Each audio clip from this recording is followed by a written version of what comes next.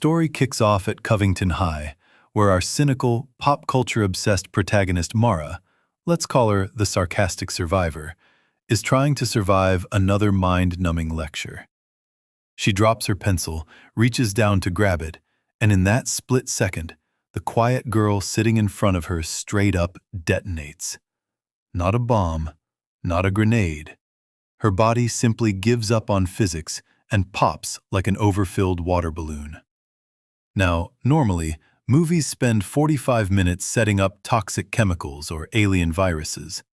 But Spontaneous skips the pseudoscience clutter entirely to focus on the raw psychological shockwave. The media instantly dubs it the Covington curse, but for the students, it's pure, unpredictable panic. Amidst the blood-stained desks, an introverted classmate named Dylan, the hopeful romantic, realizes something crucial. If tomorrow isn't guaranteed, waiting around is a sucker's game. He confesses his long-time crush to Mara, using the sudden threat of horrific death as the ultimate icebreaker.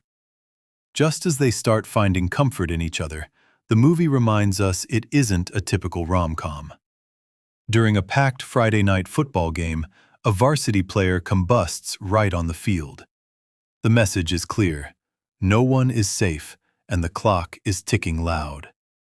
This is where the film slyly shifts from a teen romance into a sharp satire on how institutions handle a crisis. The explosions stop being a school problem and turn into full-blown mass hysteria. Teenagers start popping in cars, at house parties, and in their living rooms.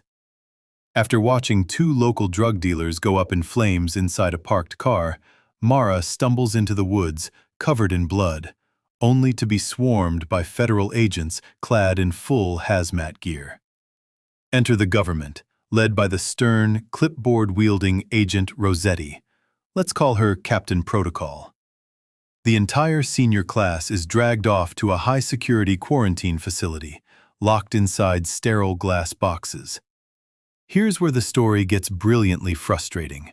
The doctors have absolutely zero answers. They run blood panels, test for toxins, and interrogate the kids about their deep-seated childhood traumas, but biologically? The kids are completely healthy until the second they pop. It's a hilarious, terrifying metaphor for how adults often try to analyze and control teenage anxiety with clinical checklists.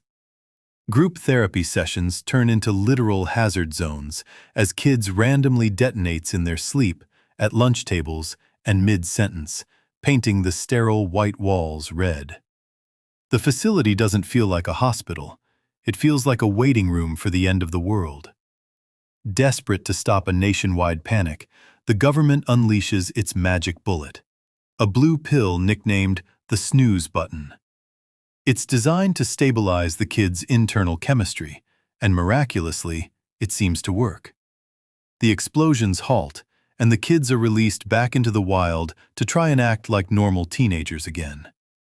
Mara and Dylan lean hard into the fake sense of security, falling deeper in love, making summer plans, and pretending the nightmare is in the rearview mirror. But in a movie like this, comfort is always a trap. During a mandatory school assembly, where doctors are practically giving themselves a victory lap, a student standing right on stage detonates without warning. What follows is pure cinematic chaos. Panic triggers a dominoes effect. Kid after kid begins popping in rapid succession, turning the main hallways into an absolute slaughterhouse of popping bodies and screaming crowds. Mara and Dylan sprint through the carnage, dodging blood splatter, and manage to throw open the emergency exit doors into the daylight. They make it outside. They catch their breath. Dylan turns to Mara with a smile, and then violently explodes right in front of her face.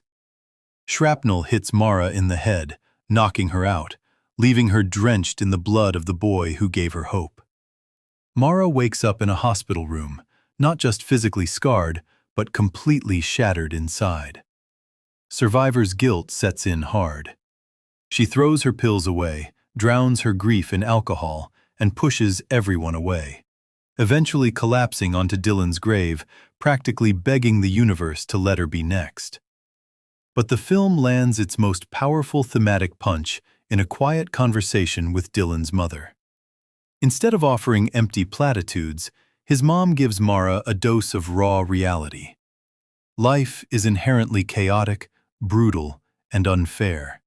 But choosing to stop living before you're actually dead is the real tragedy. Slowly, the explosions simply stop. No grand cure is found. No alien mothership is destroyed. Out of 31 dead classmates, Mara is simply one of the ones who survived. Packing her bags into Dylan's old truck, she drives away from Covington toward an uncertain future. The brilliance of Spontaneous is that the explosions were never a literal disease to be solved. They were a metaphor for the unpredictable, terrifying nature of growing up. Terrible things happen without reason, but waiting around for the next explosion means missing out on the life you actually have. If you were put in a quarantine room, knowing anyone could burst at any second, who is the one person you'd want stuck in there with you?